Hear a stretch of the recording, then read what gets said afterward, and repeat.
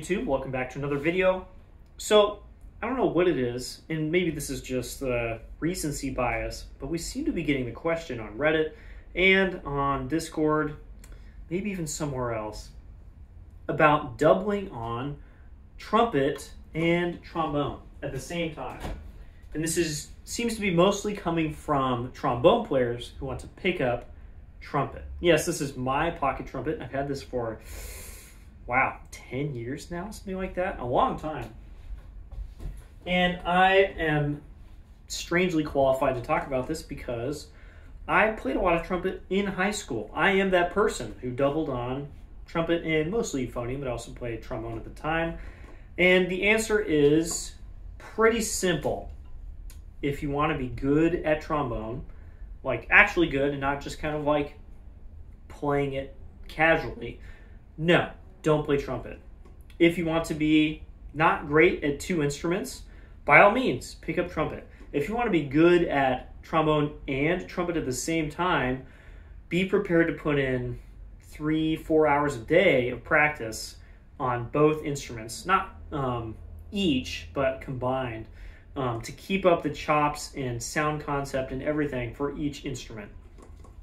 Now, why is this so different from me doubling on, let's see, I have bass trumpet, like 3 small tenors, bass trombone, large tenor, euphonium, marching baritone. I have like 9, oh, and contra. I have like 10 instruments, right? And they're all over the map, but they're all low brass instruments. None of them are what I call a drastic double. They're all pretty closely related. The bass trumpet is a smaller, doesn't take as much air, it's a smaller mouthpiece, but it's still a 9-foot B-flat instrument. Contra is a 12-foot monster of an instrument, but it takes a pretty similar mouthpiece to my bass trombone, and it's a pretty similar sound concept and playing concept. It's not actually that drastic of a double. Honestly, euphonium and trombone are more different than contra is from bass trombone. Trumpet is what I call a drastic double. It's half the length of any of these instruments. It requires a totally different sound concept, a totally different way of using your air, of using your tongue.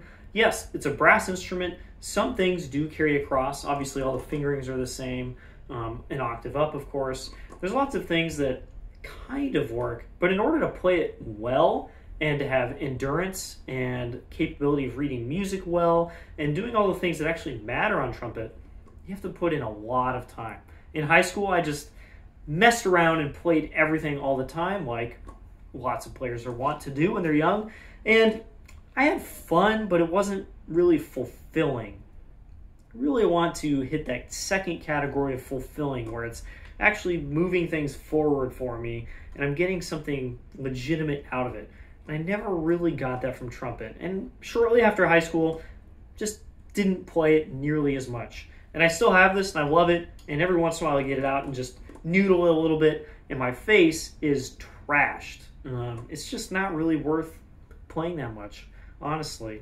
So my answer is, like I said, if you want to just kind of be whatever at two instruments, by all means, just know that it's really, the other instrument is always going to impact the other one in a negative way. If you want to be good at trombone, just play trombone. And it's way more fulfilling and fun to me to be good at one thing than to be mediocre at two. And if you do want to play both at a high level, be prepared to put in a ton of time to bring them both to the same level and then bring them both up at the same rate. It's just a ton of work. Even I, with my similar-ish doubles, all these horns, it takes me a ton of time to keep all of them up. And for most people, I probably wouldn't recommend having 10 instruments that are even similar as these ones. And I would in no way add trumpet to that list of things that I play all the time. So that's my answer. Don't. Bye-bye.